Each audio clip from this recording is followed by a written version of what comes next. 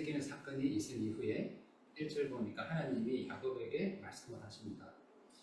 이 야곱이 가족이 곤란한 처지에 처한 상황 가운데서 말씀을 하시는데 어떻게 말씀하시느냐, 어서 베델로 올라가서 거기에서 살아라. 여러분, 베델이라는 이름이 성경에 굉장히 많이 등장하는데 이 베델이라는 지명에서 이전에 어떤 일이 있었죠?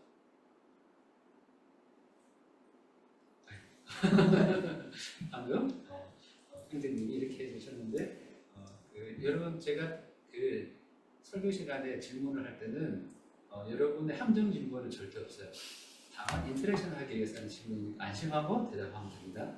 그 야곱이 형 에서에게 죽이려는 그런 분노를 피해서 도망갈 때 베델에서 돌베개를 베고 잠을 잡고 그때 처음으로 하나님의 임재를 경험했죠. 그러면서 그때 오몸을 했어요. 경외의 순간. 그 경험한 것이 베델이었어요. 베델로 올라가라. 거기에서 살아라. 라고 하나님께서 말씀하십니다. 네가 너의 형 에사에서 피해 도망칠 때에 너에게 나타난 그 하나님께 제단을 쌓아서 바쳐라. 야곱은 계속 하나님의 말씀을 들은 이후에 가족과 자기 거느리는 모든 사람에게 명령합니다. 어떤 명령을 하느냐? 떠나기 위한 명령을 하겠죠. 하나님의 이제 말씀을 들었으니까. 내용을 보니까 너희들이 가지고 있는 이방 신상들을 다 버리고 몸을 깨끗이 씻고 옷을 갈아입어라.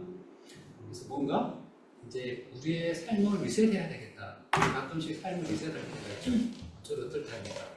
여기 이제 1월이 되었을 때 올해 새해는 새로운 마음으로 해봐야지. 그리고 이제 다이어리도 막 새로 사고 집안 청소도 하고 막 할 때가 있고, 또 가끔씩 어느 순간 마음의 계기가 생겼을 때 머리를 확 잘라버린다든지, 또는 뭔가 책상을 한번 확 정리하든지 하면서 이렇게 새롭게 다짐을 하죠. 아마 그런 순간이 야곱의 가족들에게 다가온 게 아닌가라는 생각이 들어요. 그러면서 첫 번째, 이방 신들을 다 버려요.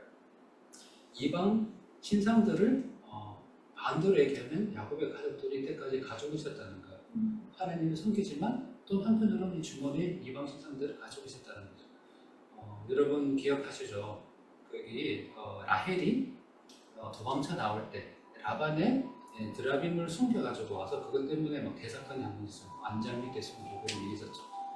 그리고 여기 보니까 이방 신상들을 다 버려라 얘기를 할 때 그 이방 신상들 뿐만 아니라 어쩌면은 세겜의 가족들을 학살하고, 그러고 나서 야곱의 아들들이 모든 걸 다 싹 다 긁어왔잖아요. 긁어오는 가운데 뭔가 좀 멋있어 보이고 가치 있어 보이고 이런 이방 신들도 다 긁어와서 가지고 있었지 않았을까라는 생각이 들어요. 그 이방 신들을 다 버려라. 그것이 아무리 값비 싸 보이고 너의 취향처럼 잘 깎아졌다라고 하더라도 다 버려라. 그리고 몸을 깨시고 옷을 갈아입어라. 그리고 3절, 자, 우리는 이제 이 세겜을 떠나서 베델로 올라간다. 그렇게 야곱이 자기를 따르는 모든 사람들에게 선포를 합니다. 거기에다가 나는 내가 고생할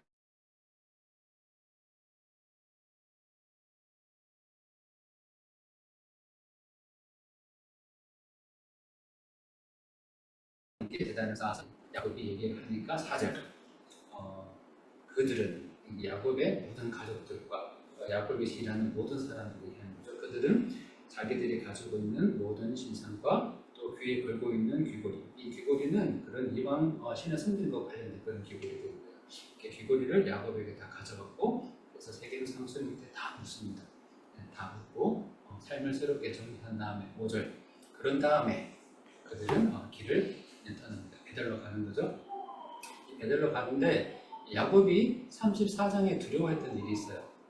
우리가 이렇게 세겜의 가족을 학살한 일로 인해서 주변의 민족들이 우리를 공격하고 보복하려고 하지 않겠느냐, 너네들이 나를 굉장히 어려운 상황에 빠뜨렸다, 그렇게 야곱이 아들들에게 얘기를 했었죠. 여기 5절 말씀해 보니까 길을 떠났는데 하나님이 사방에 있는 모든 성읍 사람을 두려워 떨게 하셨다.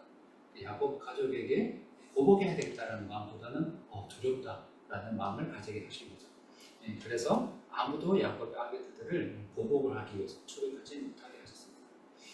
그리고 6절 말씀 보니까 이제 베델에 이르렀어요. 옛날은 루스의 베델 이름은 루스였던 것 같아요. 그래서 루스, 곧 베델에 이르렀습니다. 7절에 보면은 야곱이 이전에 좀 전에 얘기한 것처럼 여기 한번 들렸던 그런 곳이죠. 그래서 거기에서 재단을 이제 쌓은 다음에 형을 피해서 떠날 때 그 일을 생각을 했어요. 그때 내가 여기 베델이라고 이름을 지었었지 라는 걸 생각하면서 이곳의 이름을 새롭게 또 짓습니다. 엘 베델. 이 성경 말씀 보면은 수식하는 말이 뒤에 와요. 그래서 엘 베델, 엘 오브 베델, 그런 뜻이죠. 베델의 하나님. 베델은 하나님의 집이죠. House of God. 그래서 거기 하나님의 집의 하나님 그렇게 되는 거죠. 그래서 엘 베델, 베델의 하나님이라고 새롭게 이름을 짓습니다. 그리고 8절에 보면은 굉장히 이렇게 재밌는 절이 8절 한 절 딱 그냥 성경 말씀에 보면 가끔씩 쭉 흘러가다가 뭔가 하나씩 이렇게 딱 들어오는 그런 구절들이 있는데 8절 말씀 보면은 리브가의 유모 드보라가 죽어서 베델 아래쪽 상술에 나온 밑에 묻혔다라고 이야기를 하고 있습니다. 그 리브가 야곱이 너무도 사랑한 리브가 또 리브가는 두 아들 중에 정말 야곱을 너무도 아꼈죠. 그 리브가를 야곱이 고향을 떠난 이후로 만나지 못하고 그리고 이후로 리브가 이름은 언급되지 않아요. 리브가는 언제 죽었는지 또 기록이 되어 있지 않은데 그런데 리브가의 유모는 죽었다라고 기록이 되어 있어요. 아마도 유모 드보라가 죽기 전에 이미 리브가는 죽지 않았을까라는 생각을 합니다. 그 유모 드보라가 유모라는 것은 그 누군가를 돌보는 사람이잖아요. 리브가의 유모라는 것은 리브가를 돌보는 사람이다. 그런데 이 사람이 리브가를 떠나서 야곱을 찾아왔다는 것은 리브가가 죽었다는 얘기겠죠. 그래서 드보라를 통해서 아마 너의 어머니가 너를 그렇게 매일매일 그리다가 20년 동안 아들을 찾다가 그런데 만나지 못하고 죽었구나 이런 이야기를 아마 들었겠죠.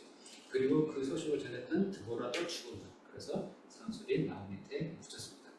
사람들이 그 나무 이름을 알론 바굿이라고 하는데 알론 바굿의 뜻의 이름은 통곡의 상술이나 그런 뜻이에요. 이 얘기는 야곱이 통곡을 상술이 나무 밑에서 드보라를 묻으면서 그 이름이 이 통곡이라는 이름이 남아있을 정도니까 야곱이 굉장히 막 정말 막 속을 찢는 그런 통곡을 하지 않았을까. 그것은 드보라를 향한 것만이 아니라 자기 어머니 리브가를 향한 것이 있었을까라는 생각이죠. 자, 그리고 계속해서 야곱의 인생의 여정은 계속됩니다. 9절 말씀 보니까 야곱이 바단 아람은 라반의 집을 얘기하는 거죠. 거기서 돌아온 뒤에 야곱이 나타납니다. 그래서 보면 1절에서 15절 사이에 하나님이 두 번이나 나타나세요.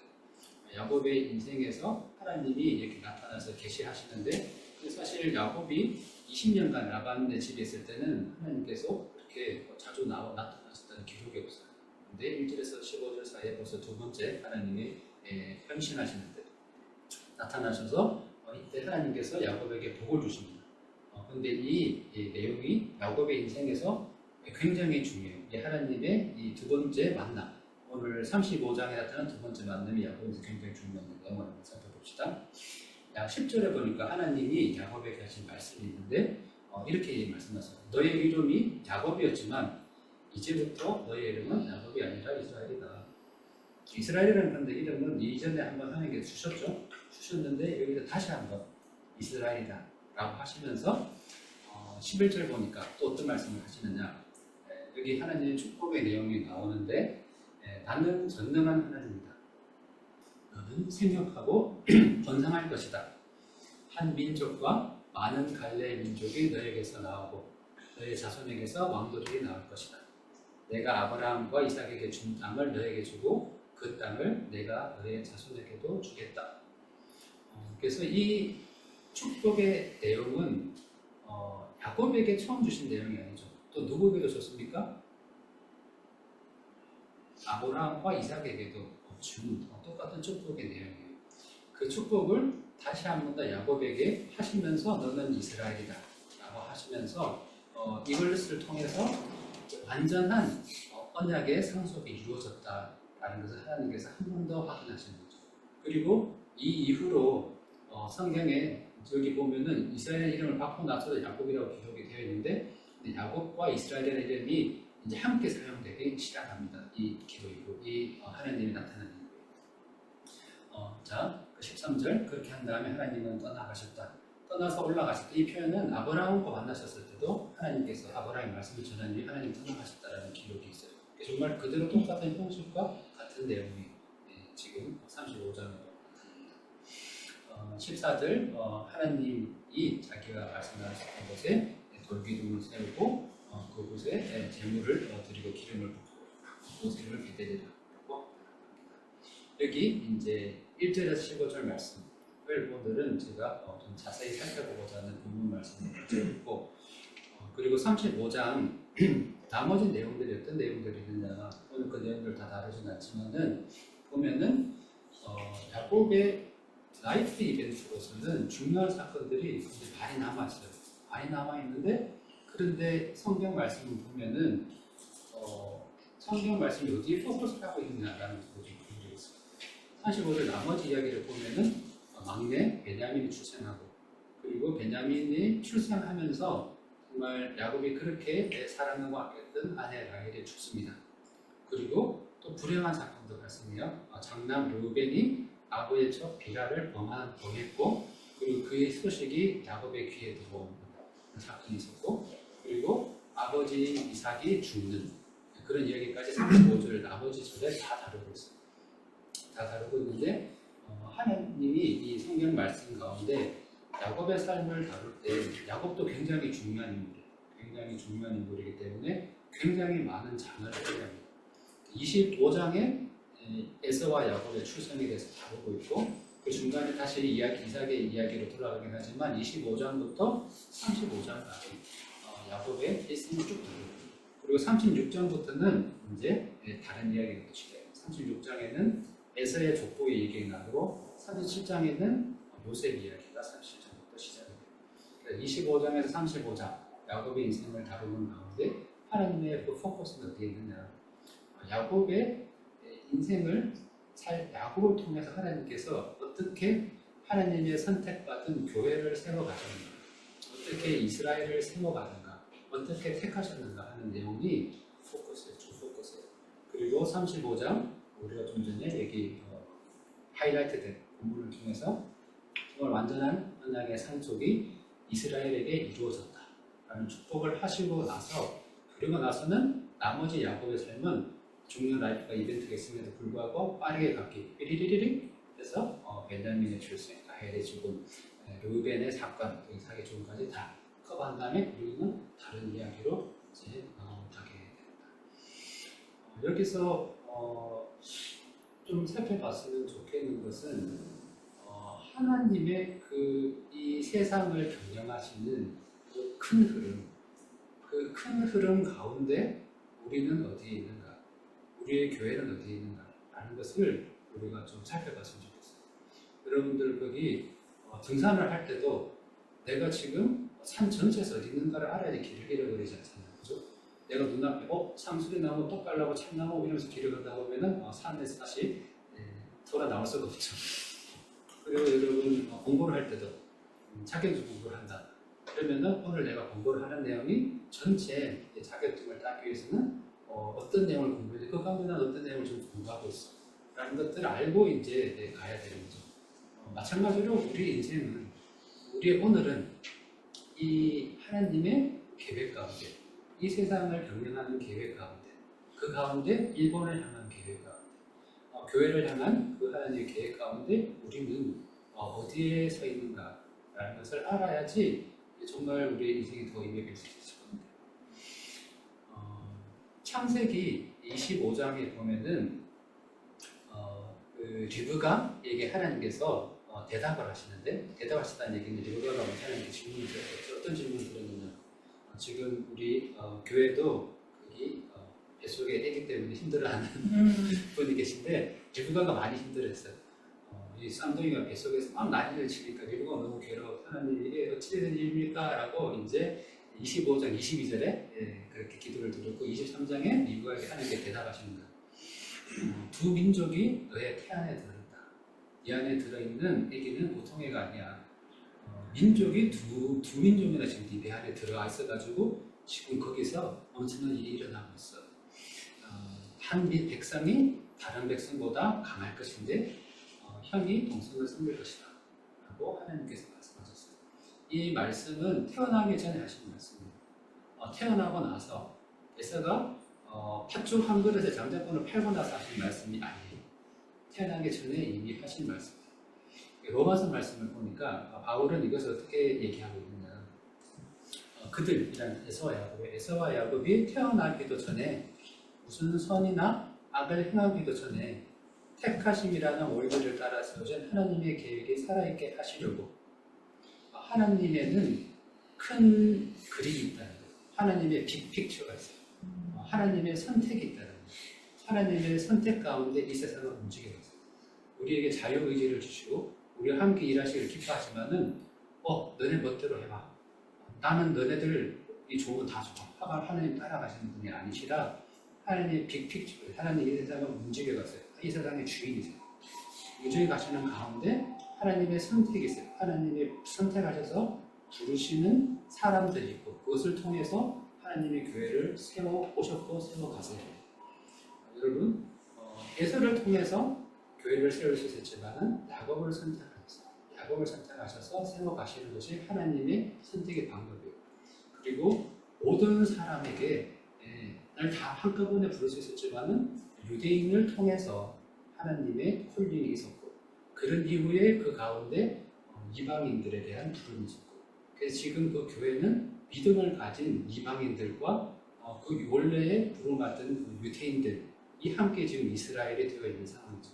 지난번에 말씀드린 것처럼 이스라엘이라는 것은 정치적인 국가가 아니고 영적인 이스라엘이라는 것은 하나님의 부르심을 받아 선택에 의해 하나님께 경영해 오면서 만드는 하나님의 새로운 가족이에요. 그 가족의 시조는 아브라함이고 우리도 그 언약을 상속받은 상속자라는 거예요. 그렇다면 우리의 인생은 그 가운데 어디에 놓여 있냐라는 걸 계속 의식하면서 살아가야 된다는 거죠. 12절에 또 보면은 또 이러하니 사람의 행위에 근거하는 것이 아니라 부르시는 분께 달려있음을 나타내시려고 하나님께서 리브가에게 말씀하시기를 형이 동생을 섬길 것이다 하셨습니다. 하나님의 그런데 이 선택은 우리가 잘하고 못하고의 행동에 근거하는 것이 아니라 하나님의 계획, 하나님의 전적인 은혜로 인해서 불러주신 것. 이것이 야곱의 삶을 통해서도 보면은 많이 나타나죠. 야곱은 사실은 너무너무 부족한 사람이었잖아요. 야곱을 싫어하는 사람들도 많이 있어요. 교회 안에서. 그 얘기 나눠보면은 성경인물 중에 좋아하는 사람 누구예요? 그러면 나는 아브라함이 좋아요. 나는 다윗이 좋아요. 왜요? 골리앗이랑 헤어서 이겼으니까 애들을 막 그러죠. 그런데 싫어하는 사람 얘기하면 야곱은 좀 비호감인 것 같아요. 맨날 거짓말 시키고 사기치고 그렇게 실제 부정한 사람이었죠. 그럼에도 불구하고 하나님께서는 야곱을 선택하셨고 우리도 너무도 부족한 사람들이죠. 때로는 내 스스로가 나의 행동에 너무도 부끄럽고 내가 싫어질 때도 있을 정도로 우리도 부족한 사람이지만은 하나님께서는 우리를 선택하여 부르셨습니다. 야곱이 선택할 수 있었던 수많은 선택지의 행동들이 있었고, 그리고 이스라엘을 세워가는 하나님의 계획이 있어요. 하나님의 빅픽처 안에서 야곱에게는 주어진 많은 선택지들이 있었어요. 예를 들면 팥죽 사건. 팥죽 사건에서 어떤 사람은 그렇게 생각하고 야곱이 정말 지혜로운 선택을 했구나. 그래서 팥죽 하나랑 장자권을 바꿨으니까 엄청나게 남는 장사를 했네? 라고 생각하는 사람도 있었겠지만은, 그런데 이미 하나님의 선택은 팥죽 사건 이전에 있었어요. 팥죽 사건을 통해서 굳이 야곱은 에서를 그렇게 도발하고 형을 속여 먹을 그런 필요가 있었을까? 저는 개인적으로 그렇지 않다라고 생각합니다. 다른 여러 선택지들이 있었을 텐데 그런 팥죽 사건이 있었고, 그리고 에서를 위장해서 이삭을 속이고 축복을 받은 사건도 있었죠. 이때는 사실은 어머니 리브가가 굉장히 큰 역할을 했죠. 이것은 어쩌면 리브가의 선택이라고 봐야 될지도 모르겠어요. 하나님께서 리브가에게 말씀하셨죠. 너의 뱃속에 두 민족이 들어있는데 형이 동생을 섬길 것이다 라는 것이 리브가에게는 계속 남아있었을 거예요. 그러면서 우리 남편 이삭이 지금 마지막 축복을 하려고 하는데 이걸 에서에게 축복하면은 이 하나님이 하시는 말씀이랑 뭐가 어긋나잖아. 그래서 이것은 내가 좀 사기를 쳐서라도 우리 둘째 야곱의 축복을 받도록 해야지 이게 바를 것 같아 라고 리브가 남 생각을 했겠죠. 근데 이 선택이 리브가와 야곱의 선택이 반드시 이렇게만 할 수밖에 없었던 것일까? 다른 선택과 방법도 있었을 것이라고 생각이 돼요. 그런데 그 선택을 하기에는 우리의 믿음이 부족하고 또는 우리가 거기까지 생각하는 쉽견이 없고 여러 가지 이유들이 있어가지고 우리가 하는 선택이 항상 최고의 선택은 아닐 수 있다는 거죠. 야곱도 그랬고 또 우리도 그랬고 앞으로도 우리도 그럴 것이라는 거예요. 그리고 그 얼룩무늬 나뭇가지를 가축의 경기장에 세웠잖아요. 그래서 막 이렇게 얼룩덜룩하게 나무를 세워가지고 경기장에 세웠더니 염소랑 양들이 막 얼룩덜룩한 새끼들을 낳아. 그래서 야곱은 혹시 생각했을지 모르죠. 내가 획기적인 기술 혁신을 이뤘어. 이렇게 생각했을지도 모르겠지만 나중에 하나님께서 분명히 말씀하시잖아요. 그것은 네가 그렇게 해서 그럴 것이 아니라 너는 하얀 양들이 교미하고 있다라고 생각했겠지만은 얼룩덜룩한 양들이 교미한 것이 있어. 라고 분명히 하나님께서 보여주셨죠. 그렇다면은 이 하나님의 빅픽처, 이스라엘을 세워가는 하나님의 계획 가운데서 야곱이 할 수 있는 선택들은 사실은 더 아름다운 선택들을 할 수 있었다는 것. 그리고 그럼에도 불구하고 그것이 최고의 선택이 아니었지만 하나님은 하나님의 계획을 성취하고 이루어가시고 부족한 사람을 선택하시고 그 사람을 세워가시는 하나님의 이 세상을 향한 경영이 있었다는 것. 그것이 우리 삶을 돌아봐도 여러분들 틀림없이 있을 거예요. 저도 돌아보고 있어요. 제가 정말 나아갈 수 없는 그런 나의 지금 현재 그런 모습으로 너무도 부족했지만 하나님께서 선택하여서 나를 부르셨고 일본으로 부르셨잖아요. 저는 일본에 이형도 생각한 적이 있는데 오늘 들어서 이렇게 옮겨신 이후에 일본에서 살아가기 합당한 사람으로 하나님께서 나를 빚어가셨죠. 사실은 그냥 자격만 보면은 저는 일어도 잘 못했는데 나보다 훨씬 더 일어를 잘하는 사람도 있었을 거죠. 여러 사람이 있었을 거죠. 마찬가지로 여러분의 삶 가운데서도 하나님의 계획이 있는 거예요. 일본의 교회를 세워가는 하나님의 계획이 있습니다. 저는 우리가 첫 번째 하나 바라봐야 되는 이게 하나님의 계획에는 레이어가 있는 것 같아요. 하나님의 하나된 교회를 세워가는 하나님의 그런 빅픽처가 있는 마음에는 우리 일본 땅에 살아가는 우리로는 일본에서 하나님이 어떻게 교회를 세워가시는가 하는 하나님의 그런 계획을 늘 염두에 둬야 된다고 생각해요. 그리고 그 가운데 우리 교회와 나는 어떤 선택들을 지금까지 해왔고 지금 앞으로 할 것인가 라는 것을 계속 생각했으면 좋겠습니다. 그렇게 생각하면은 우리가 훨씬 더 새로운 큰 기대를 가지고 새로운 또 선택들을 할 수 있을 것 같아요. 이 빅픽처가 없으면은 소극적이 될 수밖에 없어요. 왜냐하면은 내가 선택하는 것에 의해 가지고 실패와 성공이 결정될 거예요. 모든 책임이 나에게서 이렇게 생각해 버릴 수가 있기 때문에 그렇지 않다는 거죠. 하나님의 큰 계획이 있고 하나님은 이 일본의 교회를 세워가십니다. 틀림없이 세우실 것이고 다시 한 번 더 이곳에 다시 한 번 마지막 때가 오기 전에 부흥이 일어날 거예요. 그 가운데 우리는 어떤 선택을 해야 될 것인가. 돌아봤을 때 정말 하나님 앞에 우리가 섰을 때 정말 그때 하나님 누가 보더라도 우리는 사실 지금은 자신만이 알고 있지만 그때가 되면 서로 다 알 거 아니에요? 그때 저 형제가 이런 믿음의 결정을 했었구나 그런 상황이었음에도 불구하고 그걸 봤단 말이야? 라는 것들을 우리가 함께 좀 기쁜 마음으로 나눠주는 선택들을 우리가 매일 해나갔으면 좋겠다는 생각이 듭니다. 로마서 말씀 우리가 처음에 제가 한 절 가지고 와서 같이 봤는데 제가 지금 이번 학기에 로마서 수업을 듣잖아요. 그리고 지난주에 10주간의 수업이 끝났어요. 10주간의 수업이 끝나고 이번 주는 주말 리포트를 제출해야 되는 그런 주간입니다. 그리고 나서 이제 정확하게 들어가게 되는데 로마서는 16장으로 전체 이루어져 있고 16장은 사실은 인사말이에요.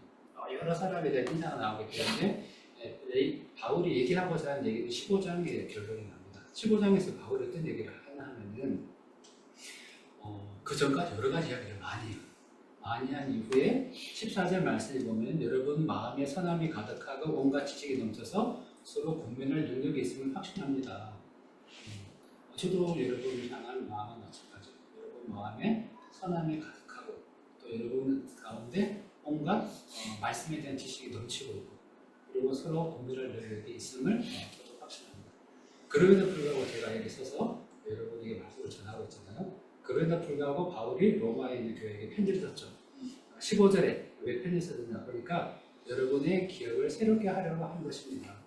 다시 한번 여러분이 알고 있는 내용이지만 여러분이 전혀 모르는 내용을 내가 쓰지 않았어요. 하지만 여러분의 기억을 새롭게 하고자 내가 이 편지를 씁니다. 라고 편지를 보는 것처럼 제가 오늘 전한 말씀이 여러분이 정말 완전 생소한 내용이라고 생각되지 않겠지만은 여러분 가운데 그랬었지, 맞아 라고 한 번 더 기억을 새롭게 할 수 있으면 좋겠습니다. 15장 4절에 중점 말씀 보면은 성경이 우리에게 주어진 목적에 대해서 얘기하죠. 성경은 우리에게 교훈을 주는 것이고 성경은 우리에게 인내와 위로를 주고 우리에게 소망을 가지게 합니다.